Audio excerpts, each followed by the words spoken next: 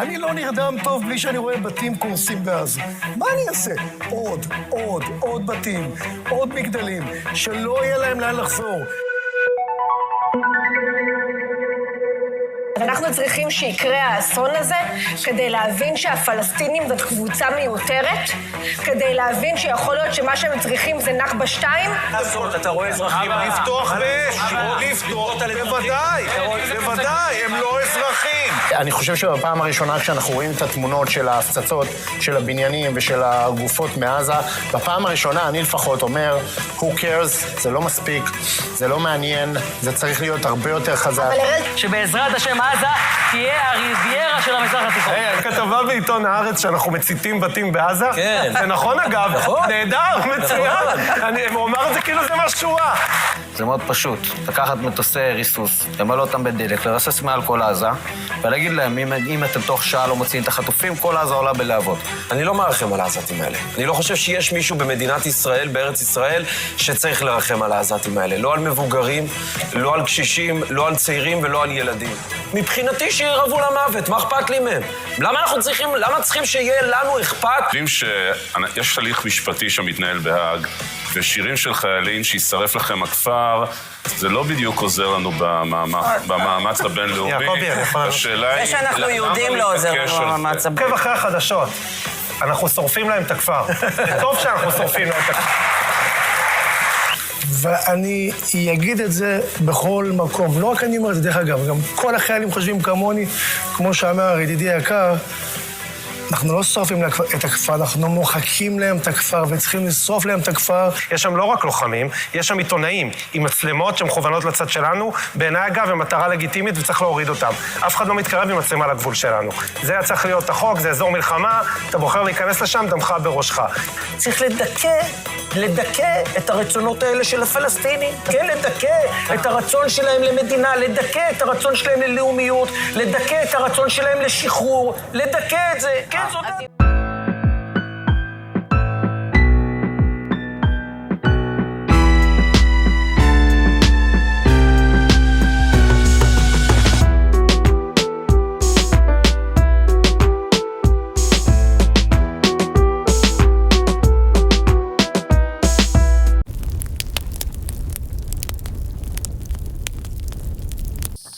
Watching the world burn, watching the world burn.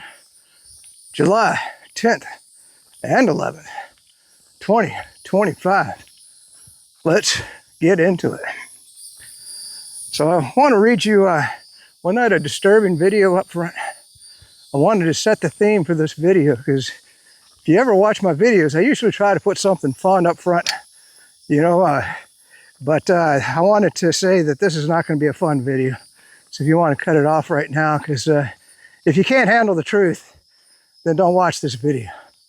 If you want the truth, then continue to watch the video. And, you know, I wanted to read what that clip up front was. It was posted by Prem, P-R-E-M, Thacker, T-H-A-K-K-E-R, or Prem Thacker, Prem_Thacker on X. And he said, some of the most chilling 2 minutes you've ever seen. It was for me. Look at what's been said on one of the most popular TV channels in Israel, a channel that gets special financial benefits from the Israeli government, which itself gets billions from U.S. taxpayers. So we're paying for that TV channel. So I don't know, you know, and I wanted to hit you before we get into the video, because this is an all Gaza video, or all Palestine Israeli conflict video, whichever way you want to look at it, because we're going to be venturing off onto some tangents. But I wanted to hit you with some truth bombs that that people couldn't handle. And so let's just hit some of them. Guess what? The virus came from a lab. Remember how many people? Oh no, it didn't come from a lab.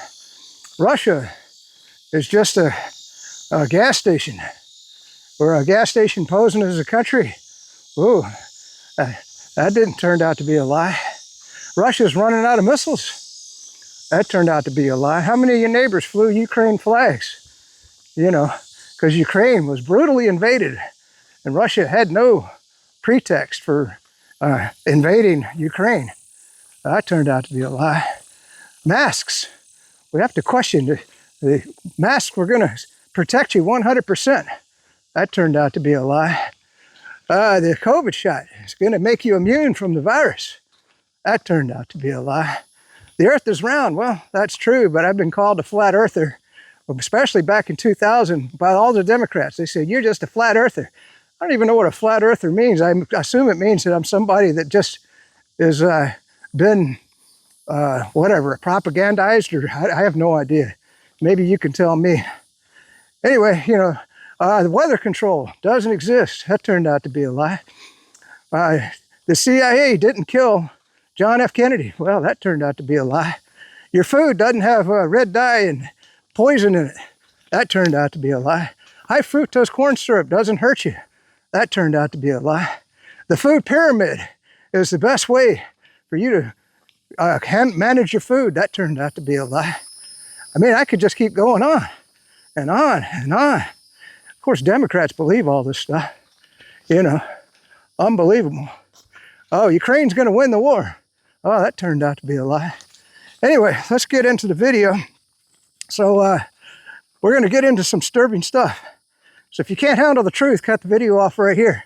That's the point of why I was talking about all of that. You can't handle the truth. Whew.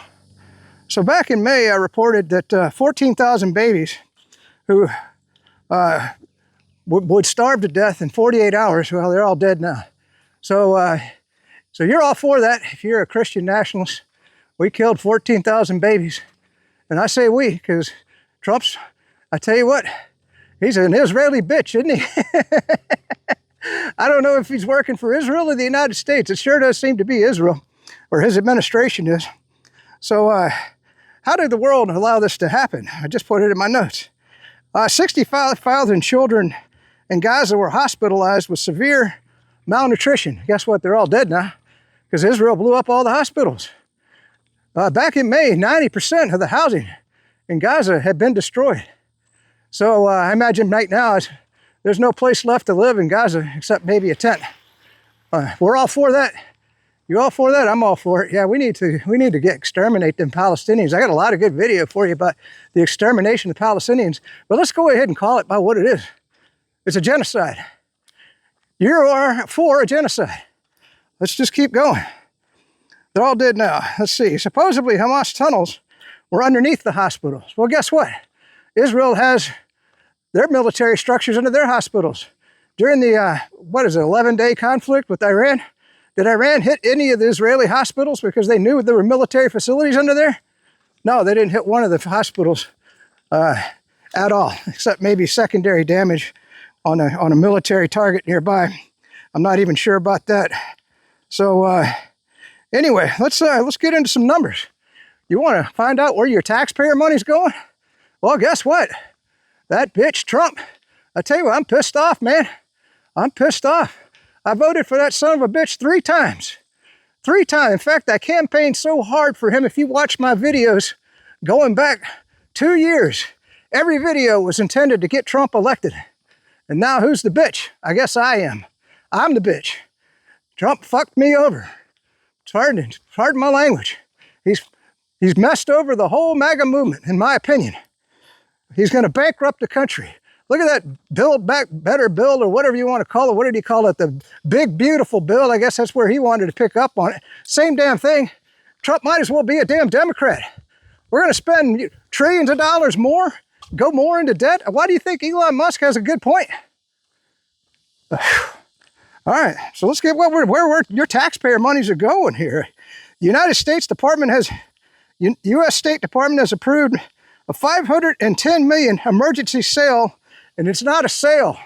We're giving it to Israel. Israel doesn't pay us anything. We give them everything. Of course, and then of course maybe the money comes back in some fashion to make it look like they're buying it from us. That's just the truth. So yeah, we're emergency sale of ammunition to Israel. The package includes 3,845 JDAM kits for 2,000-pound BLU-109 bunker buster bombs. Now, what bunker busters are you going to bust with those? all the buildings have been destroyed in Gaza. Guess what? We're going to drop them because right now we're herding the Palestinians into concentration camps in the south. And guess what Israel's going to do with them 2,000-pound bombs? And Trump knows about it, and he's all for it. He's a Zionist. I'm going to tell you that right now. So anyway, and we also gave them 2,280 JDAM kits for 5,000-pound MK-282 general purpose bombs. Woo, we're going to exterminate them Palestinians now. Whew, they're going to all be gone. Woo, we're getting a lot more efficient at killing them. You know, I wonder what, you remember the Germans, they had those gas chambers, you know, and that was because they were running out of ammunition. Well, I guess we just haven't run out of ammunition, you know, because they needed a more efficient way of perpetrating the Holocaust. Well, Israel can just do it with our bombs. That's a good thing. That's a good thing. So, you know, maybe a death by bomb is better than death by a gas chamber. I don't know, you tell me. So this is Russian news. This is, and I can't get, I'll give you the MCG_RUSSEN handle on X. Reported July 9th, 2025. A second ship was targeted by the Yemenis. Eternity Sea has sunk in the Red Sea. It's the second in a row within 24 hours. Woo! Thank God we spent over $2 billion bombing them sandal-wearing towel heads, sand ninjas in Yemen. Boy, that really deterred them, didn't it? Whew, yeah. Wonder how much it costs to insure a ship that goes through the Red Sea now. You know, I got to give it to Yemen. Yeah, I mean, they got the crap bombed out of them, but they continued the fight. They never gave up. They've tried to stop the genocide in Gaza, but they just couldn't do it. Anyway, oh well. And I got to, of course, hopefully I've had the picture of the bombs up for you to look at. Let's continue with the video. I told you, it's going to be a disturbing video. Truth hurts, man. You can't handle the truth. You can't handle the truth. Talk about all the other places Israel is destroying. Yeah, I'm glad I put that note in here for you. Well, let's look at who else Israel has bombed. They bombed the shit out of Lebanon. You know, even Beirut. You know, they said they were going after Hezbollah. Well, as far as I know, Hezbollah wasn't in Beirut. Now, you got to give Hezbollah credit. We're going to get to the latter part of the video because what was important was Hezbollah was trying to stop the destruction of the West Bank, the settlers. See, an Israeli settler, they'll just come knock on your door, and at gunpoint, if you're a Palestinian, they just kick you out of your house, walk into the house, and just take everything you have. Or they, you know, just tear your house down. Some of them, that's what happens. You know, wouldn't that be lovely if somebody knocked on your door and said, "Get the hell out, it's my house now." Woo, I imagine Americans, well, I imagine Democrats would put up with that, but there are a few MAGA Republicans that would probably take umbrage with that, I would like to hope. So let's keep going.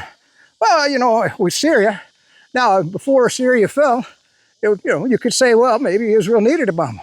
No, after Syria fell, they went in, they killed a hell of a lot of Syrians. You for Israel? I'm not for Israel. What do you think about that? I mean, all right, let's keep going. Woo! Yeah, so they bombed the hell out of Syria, still continuing to bomb Syria. And of course, they seized a major portion of the land in Syria. Of course, Turkey did too. So I guess what's good for the goose, good for the gander. As far as I know, Russia still has their base there. So Syria don't exist as a country no more. So the CIA did a good job of getting rid of Syria. So of course, they bombed Iran. And of course, we're going to get on the West Bank in a bit. So let's watch a video here. Did I miss a video? I thought I missed a video. Let me double check. Hold on. Woo, I thought I had a video before this. Oh, we just had the upfront montage. Okay, I haven't missed anything. So this is the Al Jazeera video on the destruction of the West Bank. Let's watch that now. Imagine trying to go home, but each time you get closer, a soldier points their gun at you, and you have no idea if your house is still standing.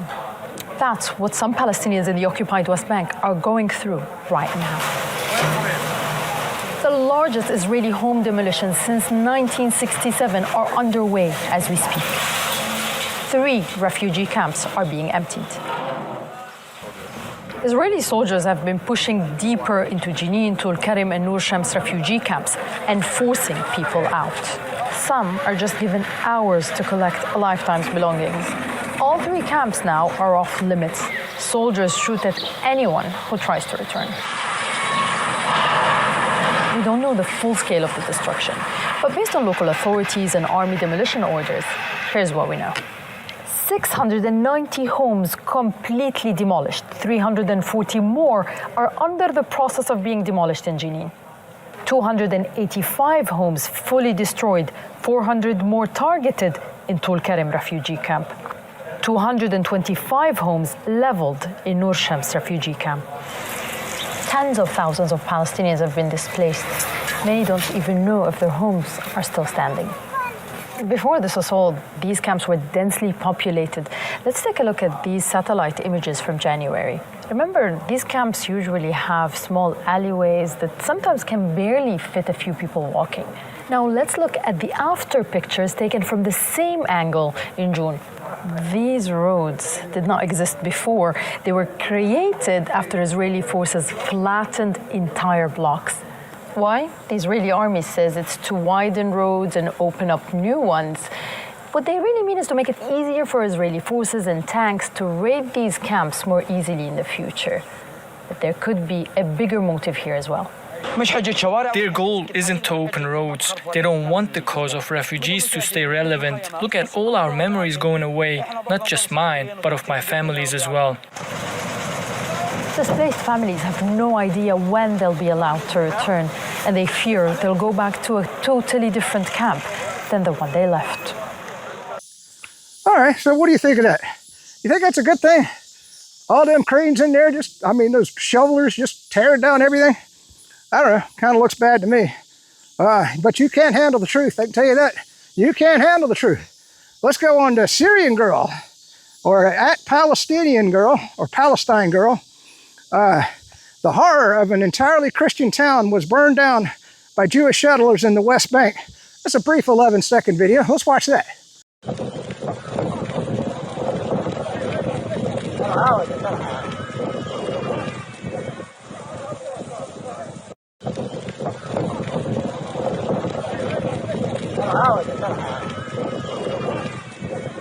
Ooh. Well, guess what the Zionists are doing? Okay, they don't just kill Muslims. They don't just kill Arabs. They kill Christians. They kill Christians. Oh no, Israel doesn't kill Christians. Let's look at the picture of it. We saw the town burning. So let's see, Palestinian Christians. Let's talk about them for just a minute. Palestinian Christians, the first Christians in the world, are being genocided by Israel. Cars, lands, and homes all attacked in a series of violent programs aimed at ethnically cleansing Palestinians. And a good question here that she has, what happened to the Judeo-Christian values that we keep hearing about? Well, you know what? I consider myself a follower of Jesus Christ. I'm not sure I can call myself a Christian anymore. I thought following Jesus Christ was being a Christian. But it doesn't seem like the Christians that I know are following Jesus Christ, because I don't think Jesus Christ would be wanting to go along with this. But that's okay. Maybe that's just my opinion. I don't know. I've got a little video here of the refugees. And I want to just point out to you the Geneva Conventions say that mass forced displacement is considered a crime against humanity. Well, guess what? So is genocide. So is killing women and kids. But you know what? The world don't seem to care. Certainly the people of the United States don't care. Definitely Christians don't care in the United States, or the nationalist Christians. Maybe there's some Christians that do. I find them few and far between. They just kind of shrug their shoulders and go, well, the Palestinians had it coming. You know. Oh yeah, they had it coming, all right. Let's watch that video now. Well, we can now return to our guest from the UN Agency for Palestinian Refugees. Tamara Al-Rafai is a spokesperson for UNRWA. She joins us now from Amman in Jordan. Tamara, you work for a humanitarian UN agency, and I want to ask you about this so-called humanitarian city that the Israelis are talking about. How does that measure up against humanitarian principles? I work with the largest humanitarian organization in Gaza, and calling it humanitarian city is almost an insult to the humanitarian principles, because There is nothing humanitarian or humane about seeking to confine first 600,000, but then the entirety of the population in Gaza into a space that is highly vetted by the Israeli forces. That essentially moves Gaza, previously known as the largest open-air prison in the world, to the most confined, the most overpopulated open-air prison in the world, where the freedom of movement and the access of Gazans in and out of that place is highly, completely regulated by the government of Israel. Nothing humanitarian or humane about it. Let me ask you about what this might look like in practice. The idea that the entire population of Gaza could be housed in the ruins of Rafah, is that even feasible, possible? It is not feasible given the level of destruction in Gaza. It is not feasible given the level of exhaustion of Gazans, and mostly it is not feasible given the collapse of the humanitarian action in Gaza, in the sense that since before the collapse of the ceasefire, since early March, there has almost not been any humanitarian, and when I say humanitarian, this is the United Nations, the Red Cross, the established humanitarian. There have not been any supplies going in. Very, very few humanitarian trucks have made it in. And instead, the international principled humanitarian community is being replaced by a so-called mechanism that instead of giving Gazans food is actually killing Gazans while they queue for food. So with the lack of expertise, with the lack of supplies, with the high level of desperation and anxiety, but mostly with the relentless bombardment, 21 months minus 2 brief ceasefires, the situation, I've heard it on your program a few minutes ago, is apocalyptic. Tamara, you were just describing there when you were talking about this remaining framework for the distribution, the non-humanitarian one. You were referring to the GHF, the Gaza Humanitarian Foundation, who've had many, many people killed at their sites while waiting for food. When you look at the geography of where their sites are, 1 at the Netzarim corridor, really in central Gaza, and 3 in the south, it feels a little bit like the location of those sites have laid the groundwork for this, to push people or attract people, draw them further south towards Rafah. And that seems to tally with the plan that we heard about. And that continues to be forced displacement of people in Gaza. On average, 90% of the people of Gaza have been displaced, on average 10 times, losing everything along the way. Had it not been for UNRWA and our ability to still reach people where they are with medical services, with food when we're able to get food in, and with other supplies, the situation would have been much, much worse. But we fear that now, with that almost full blockade, full siege on the international principled humanitarian systems, no trucks are going in. We fear that the worst may still come if there is a worst possible in Gaza. Tamara, part of this idea of setting up this zone on the ruins of Rafah is that international organizations would be the ones responsible for looking after the hundreds of thousands of people. What sort of provision would need to be made for that? Has anyone reached out to discuss this, for instance, with the United Nations? The United Nations, at its highest level, the Secretary General, Mr. Guterres, has rejected that the plan, the system, the Gaza Humanitarian or Non-Humanitarian Foundation. What we're saying is we have an international system that is guided by the humanitarian principles of humanity, neutrality, independence. Like, these are established principles. We are experienced. The UN, the Red Cross movement, the different INGOs have worked together in all disaster areas and wars in the world.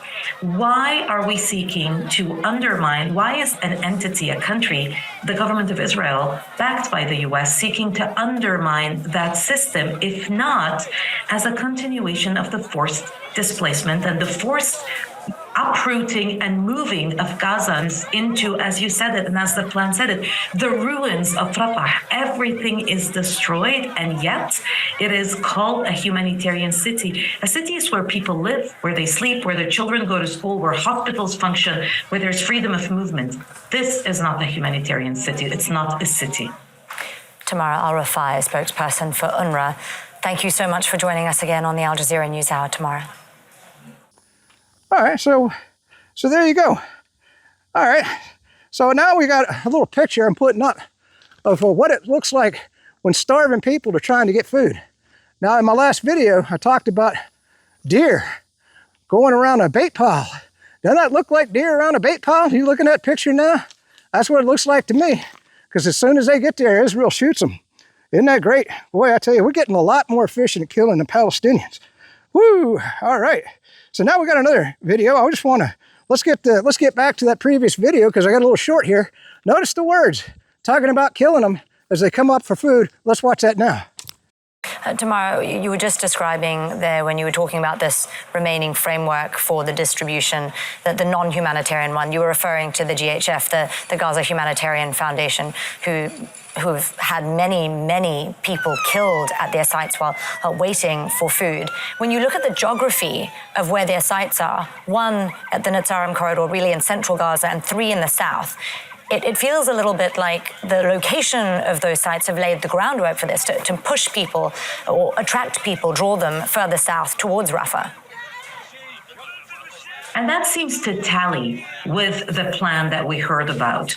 And that continues to be forced displacement of people in Gaza. On average, 90% of the people of Gaza have been displaced, on average 10 times, losing everything along the way. Had it not been for UNRWA and our ability to still reach people where they are with medical services, with food when we're able to get food in, and with other supplies, the situation would have been much worse. But we fear that now, with that almost full blockade, full siege on the international principle humanitarian systems, no trucks are going in. We fear that the worst may still come if there is a worst possible in Gaza. All right, I just wanted to repeat that point. I think that's one of the most horrible things I've ever heard of, killing people as they try to get food. Woo, I tell you what, everybody's for it. Yeah, boy. Yeah, everybody's for it. This is Alex Crawford, or Alex Crawford Sky, at Alex Crawford Sky on X. Israeli forces have killed 4 in this grand pic. So he puts up a picture, and he lists the names, and I'm just going to put them up for you to read. But Dr. Fawana, Dean of Faculty of Med, Dr. Hashman. Now, these look like really bad people, don't they? Thank God Israel killed them. These must be Hamas soldiers. Whatever, let's look at that picture, man. What does that picture look like to you? Does that look like evil people? They were all doctors. He doesn't say, let's see if he points out. And then he just points out, he doesn't say where they were killed. I assume they were killed in Gaza. I have no idea. So anyway, but Israel killed them. That's good. We've got to get rid of the doctors. Well, I wouldn't mind getting rid of a few doctors here in the United States, especially the ones that were pushing all the big pharma stuff in the COVID shot. You know, if you had a doctor like that, I hope you got a new damn doctor. Let's keep going here. All right, I had to make sure the camera hadn't overheated, because if it overheats, I lose everything. So, yeah, I'm going to have to keep doing this on my videos now in the summertime here in Florida. But let's get into continuing the video. You know that 80%, according to the newspaper Haaretz out of Israel, of the Israelis want the extermination or the displacement of the Palestinians. I think most just want the extermination. And so I wanted to put up another disturbing video for you of a guy that expresses those sentiments. And I'd like to introduce him to you. It's Zvika, Z-V-I-K-A, Fogel. He's an Israeli member of parliament. And this was what he said in an interview to Channel 7. Now, I took this from Judge Napolitano. I hope Judge Napolitano doesn't give me a copyright, because he doesn't like people taking his material, but I haven't seen the video anyplace else. So, Judge, forgive me, man, if you Want to copyright me? That's fine. I like giving you money. You do a good job of reporting on the truth because people can't handle the truth. You're the only one talking against the genocide in Gaza. But you have a lot of followers. Let's watch that video now. Watch this Nazi-like crackpot whose name is... Max knows this guy. Who doesn't Max know over there? Anyway, his name is Zivka Fogel. He is an Israeli member of parliament, member of the Knesset. This will turn your stomach. Chris, cut number 1. The war we are fighting today, which we embarked on the 7th of October, is a war against a Nazi enemy that threatened the existence of the Jewish people in the land of Israel. That is the whole truth. So the Prime Minister decided to do it sequentially. I'm with him.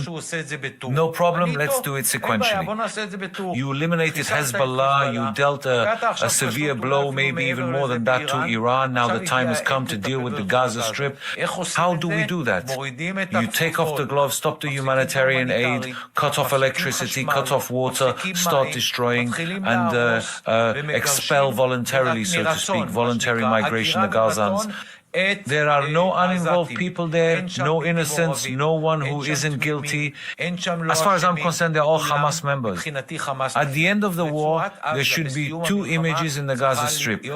First, not a single Gazan remains, and all 50 of our hostages, 49 male hostages and 1 female hostage, both living in the seized area, returned to the state of Israel. Do you think Donald Trump agrees with that? I think Bibi Netanyahu does. Oh, of course he does. I mean, this is right up Netanyahu's alley. This is Smotrich Kavir Netanyahu, this gentleman that I had never heard of before this clip. And according to Max, a majority of the Israeli public. 82 or 83% of the Jewish Israeli public. Whew. There you go. What'd you think of that? Did I express your sentiments? Certainly expresses the sentiments of a lot of Israelis. But you know who it doesn't express the sentiments of? A lot of Jews.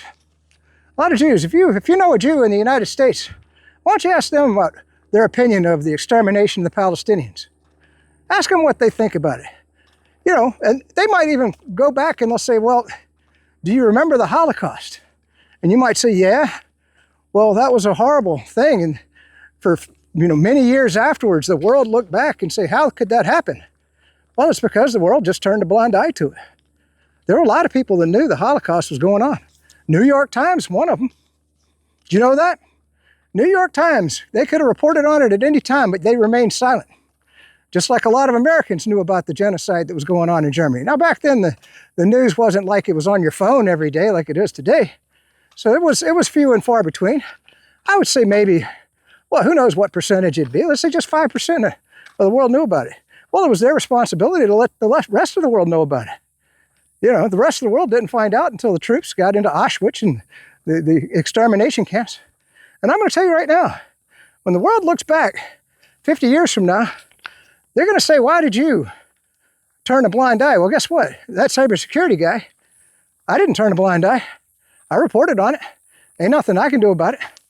I mean, I can't even hardly leave my house. My medical supplies, you know, I'm lucky to get out here and get a hike in. But I can report on it. And I can say that I knew about it, and I can say I felt it was wrong. Talk to a Christian nationalist. They don't even think it's wrong. You know, let's keep going, you know, because I wanted to, I had it in my notes somewhere, but I'll just list them out. Think about talk radio. You got Sean Hannity. He's an Israeli shrill. I wouldn't be surprised if he's paid by AIPAC. You know, he's all for the genocide in Gaza. Oh, Israel can do no wrong. In fact, he advertises all the time. Send your money to Israel. I ain't sending a fucking dime to Israel. You sending a dime to Israel? Well, all your taxpayer money's already going there. What do you want? You want to give them more money? We just gave them all. I read in the beginning about the weapons. Oh, let's look at Mark Levin. Mark Levin was actually over in Israel. So he has to know what's going on firsthand. He don't give a shit. You know, what the hell's wrong with him? Then you get into, let's say, Todd Stearns. Oh, we got to support Israel. You know, then you got Congress. What did they give Netanyahu? 50 standing ovations for genocide. You know, that means the whole damn Congress is for genocide. along with the Trump administration. Oh yeah, like clapping seals up there. You know, hell, I mean, a Medal of Honor winner in the United States wouldn't get that many. They probably wouldn't even give them one standing ovation. Unbelievable. I guess it's Israel first, man. Ukraine second, America third in the Trump administration. And that's not what I voted for, and that's not why I got Trump elected. That's why I'm pissed off. He's going to bankrupt the country. He might as well be, you know, let's just send Trump, put him in a chair on the beach and call him Trump Biden. Trump Biden, we'll rename him. Instead of Donald Trump, we'll call him Trump Biden or Donald Biden. How's that? Why don't we call him Donald Biden? Okay, so let's, now I had another video. Let's continue just going along. So this is Adam Media, and that's ADAME Media on X. And it says Israeli settlers set fire to the ancient St. George Monastery and the Christian cemetery in the Christian village of Taibeh, Western Bank. Israel has systematically removed Christianity from the Holy Land. And of course, you've been seeing, hopefully, a picture of the monastery. Now, that's not just it. Israel's been systematically destroying all the artifacts. You know that a lot of the history of the Bible has been destroyed by Israel? Because all through Syria and Lebanon, which Israel's in control of now, all the Christian temples, artifacts, churches, Israel's tearing them all down. Oh, no. No, that's impossible. You're lying. You're lying. Go do your own damn homework. Go do your own research, because you can't handle the truth. You can't handle the truth. All right. So you good. We got the picture of the destroyed monastery. We got the guy from Judge Knapp talking about killing everybody.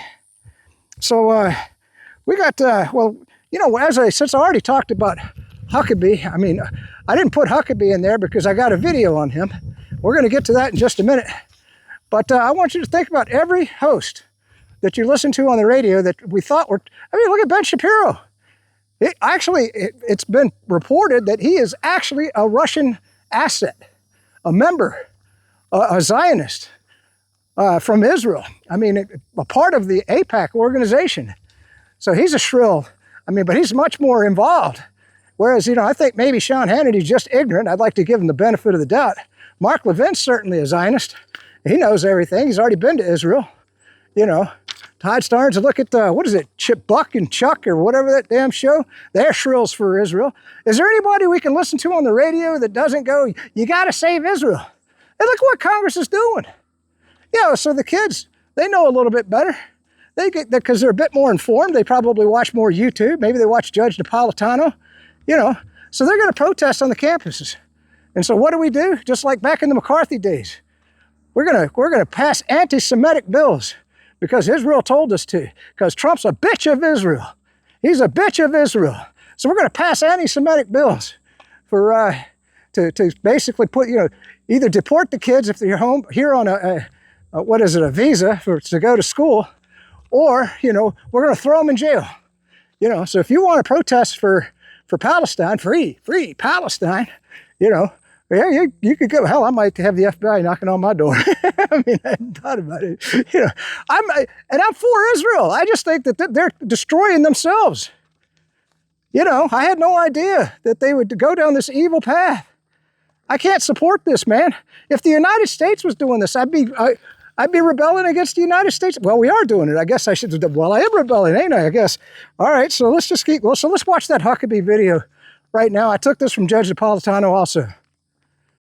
Mike Huckabee, the clip is long and gut-wrenching. Chris made a montage of everything he said, but here's well, you and I know him personally. He's a Christian pastor. He's the former governor of Arkansas. He ran for president once or twice, but he gives an American version with a Southern twang of what this guy, Zivka Fogel, said, no Palestinians remaining. Actually, Chris, play it. You can't have two people claiming the same piece of real estate. There are certain words I refuse to use. There is no such thing as a West Bank. It's Judea and Samaria. I think we have to recognize there was a Palestinian state. It was called Gaza. Look how that turned out. You can't have a Palestinian state on top of the Israeli state. Israel has a right to its autonomous, indigenous homeland that they've had for 3,500 years since the days of Abraham. There's really no such thing as a Palestinian. There's really no such thing. That's been a political tool to try to force land away from Israel. The two-state solution, if we name two governments holding the same piece of real estate, is irrational and unworkable. The Palestinian state needs to be outside the boundaries of the nation of Israel. There's plenty of land in the world that we could find a place and say, okay, let's create a Palestinian state. There's no such thing as a settlement. They're communities, they're neighborhoods, they're cities. There's no such thing as an occupation. Well, not interested. Well, not interested. That's Huckabee. And he's supposed to be a well-studied in religion. You know, I'm a follower of Jesus Christ. You think Jesus Christ wants the extermination? Well, the Palestinians, like I said, I guess they're just bugs. They're subhuman. They're Amalek. So Huckabee, I guess, you know, that's the way he feels. We got to just kill them all, get rid of them. I don't know. Who's next? Maybe we should do like the Germans did. Well, I mean, actually, you know, we definitely, well, see, the Germans had gays on the list, so anybody that's gay in Israel, we need to kill them. Who else? I'd like a lot of the Polish went into the concentration camps, so maybe any Poles that are in Israel, we need to kill them. You know, I don't know. It's certainly killing a lot of people in Lebanon. You know. All right, so let's just keep going.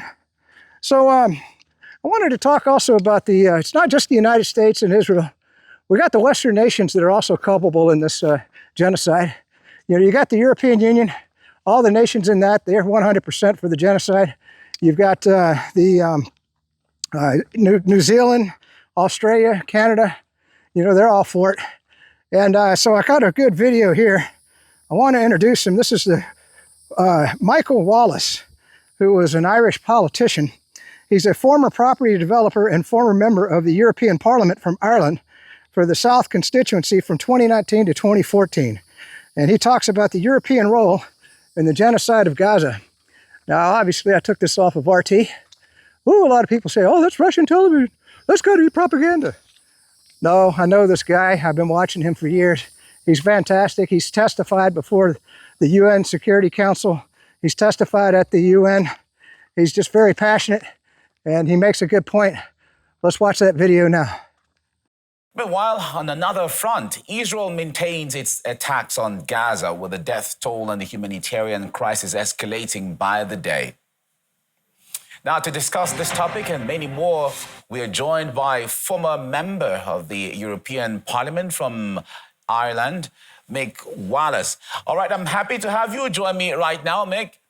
Now, let me start this way. During your time in the European Parliament, you were known as one of the strongest voices speaking for Palestine. How was your opinion on this subject being received by other EU member states as well as within the EU Parliament itself? Can you tell us more about this? Well, in the European Parliament, if you challenge the narrative of US imperialism, you wouldn't be expecting to get a whole lot of praise. You'd get a lot of criticism from other politicians, from the media. The mainstream media are very much in the same camp as the political class. But having said that, I would argue that the people across Europe are in a different place, and they are no longer buying the lies of mainstream media. And now mainstream media is still very strong, and people still turn on their televisions in the evening and watch the news, and a lot of it is lies. But at the same time, the people of Europe are waking up all the time to the fact that what US empire has been about for many, many years has been very destructive and has caused untold damage to millions of people all across the world. And so if you challenge that narrative in the European Parliament, you can kind of anticipate where the criticism will come from. All right, besides your strong voice, another person was the member of European Parliament, Claire Daly. She openly scolded the EU leadership, accusing them of being complicit in what she says are war crimes happening in Gaza. How do you assess Brussels' role in this conflict? Yeah, Brussels has been totally complicit. In fact, complicit is probably not strong enough a term. As far as I'm concerned, the EU has enabled and has supported the genocide in Gaza 100%. They have not, in 20 months, von der Leyen or Metsola, the two presidents, neither of them have said one word of criticism of Israel yet. And they went to Tel Aviv immediately after October 7th, giving Israel a blank check to do whatever it likes, whenever it likes, to anybody. And now, I mean, this is just so irrational, and people are kind of, in Europe, are kind of struggling a bit with it today, that the European institutions, the political class, the vast majority of them are supporting the Zionist settler colonial project, which is, it's not much different. Your last speaker, Mahandi, there from Iran, he was mentioning, he mentioned Canada, New Zealand, Australia, America. I mean, these are all countries formed on a genocide themselves, and so it shouldn't be so surprising in some ways that they are prepared to support a genocide in Gaza in order to facilitate the Zionist settler colonial project that the Europeans and the Americans began themselves. Probably you could say from around 1916 onwards, and obviously Israel was made a state in 1948, and the genocide has been taking place ever since, just that it has accelerated since October 7th. And this time we're actually seeing it on our telephones, so that's a big game changer. All right. Now, a recent review by EU's External Action Service suggested that Israel might have been violating human rights. Now, do you think the EU would take action against Israel because of this? No. Why is that? Absolutely. Why do you think? Because Israel has them in their pocket. They will say certain words. I mean, there was 20,000 children killed. And listen, the numbers there in Gaza are unknown, and a lot of reports now are putting the figures in the hundreds of thousands. But conservatively, there's over 20,000 children killed 6 months ago. And God knows how many have been killed since. They seem to have stopped adding the figures at this stage. But even with 20,000 children had been murdered by the Israeli regime in Gaza, we still had a European Union institutions refusing to condemn Israel for what they were doing.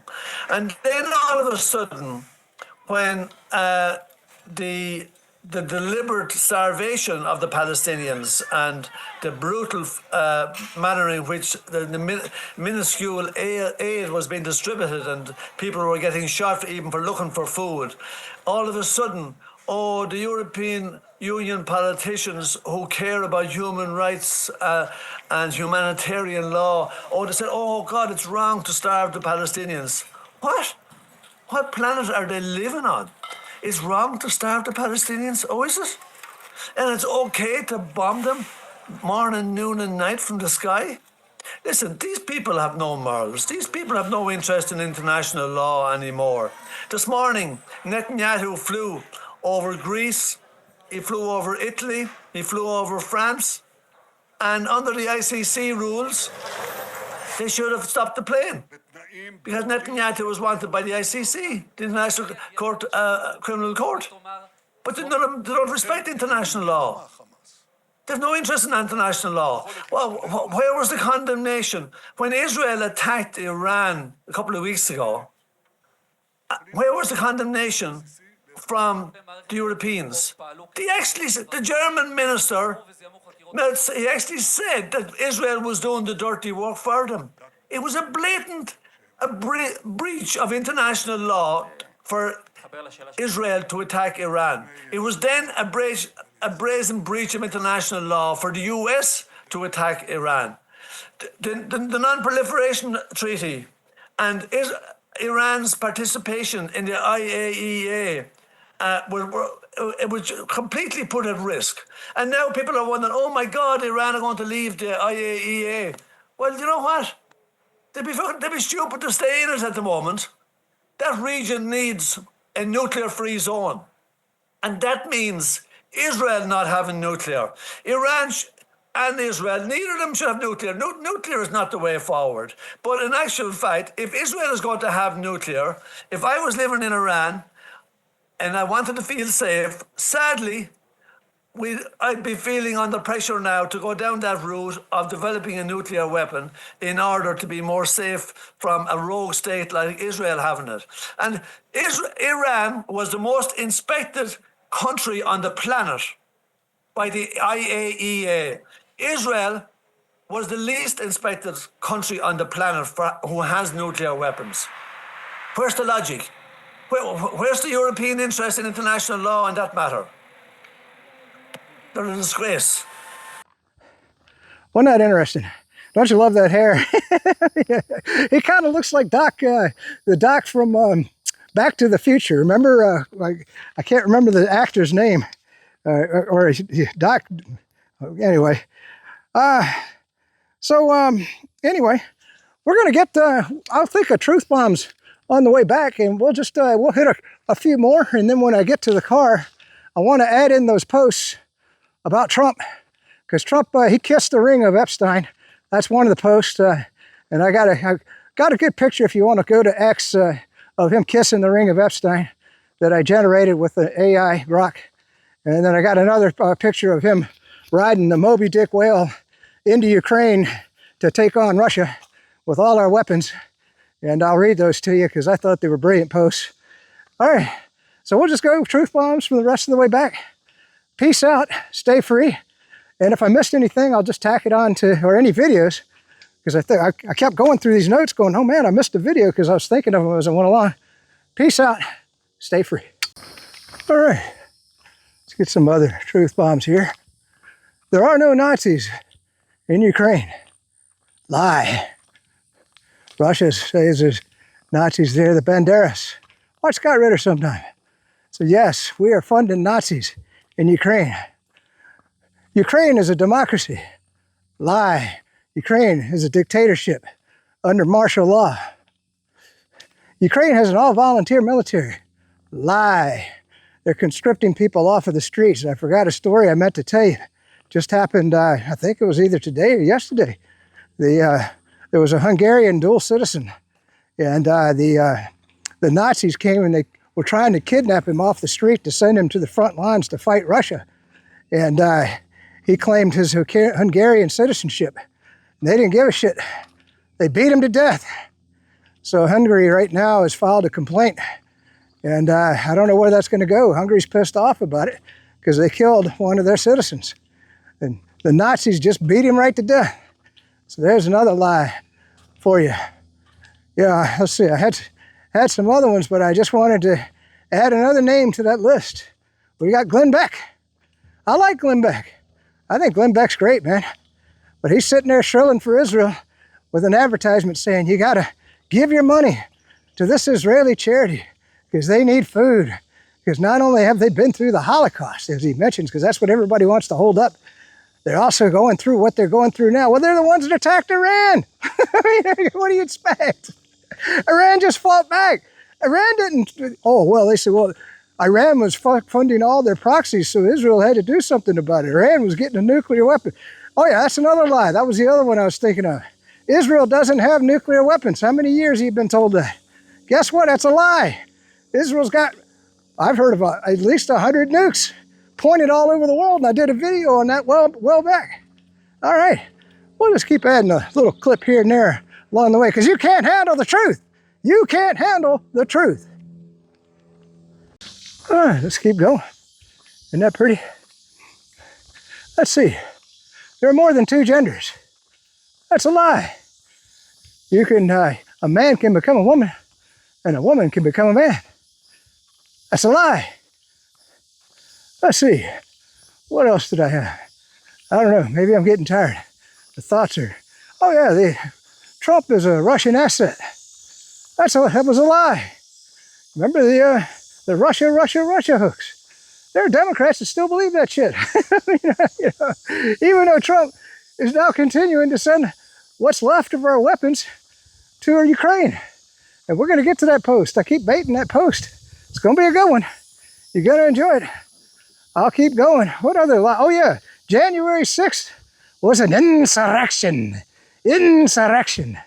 That's a lie.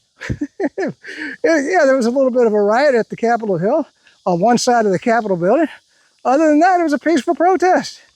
What no damn insurrection. An insurrection, as many times I've said in my videos, you pull a fucking tank up to the front of the Capitol building, and when the Capitol Police stick their nose out the door, you unleash a shell downrange. No more Capitol Police. That's a freaking insurrection. Nobody even died that day except Ashley Babbitt. She was shot. That cop never went to jail. Man, don't get me going. All right. All right, we'll finish the video off here with the posts. We'll put the image up right now. Hopefully you're looking at it. Trump kissing the ring of St. Jeffrey Epstein. He tells MAGA, you can't handle the truth. No one will ever be prosecuted. He is sold out to the deep state, betraying MAGA. This one's even better. Oh, damn. Here we go. This is the one I really like. I'll put the image up right now. I don't know if I remember back in school, one of the great books I ever read was Moby Dick. And this phrase, or this soliloquy, stuck with me the rest of my life. And if you recall, it was the Wrath of Khan in Star Trek. And Ricardo Montalban recited this beautifully. And I thought it was a great addition to that movie. One of the best Star Trek movies ever. The dreams of Donald Trump against Putin and Russia. I care not if the United States bankrupts and has no weapons left with which to fight. My hatred of Russia has no bounds upon this earth. Toward thee I roll, thou all-destroying but unconquering Russian whale. To the last I grapple with thee. From hell's heart I stab at thee. For hate's sake I spit the United States' last breath at thee. Sink all coffins and all breath at thee. Sink all coffins and all hearses to one common pool. And since neither can be mine, let the American people and the military then tow to pieces, or tear to pieces is what I would say. Tow to pieces, I guess, is a different way. While still chasing thee, though tied to thee, thou damned Putin whale. I will fight you until the last Ukrainian, Donald J. Trump.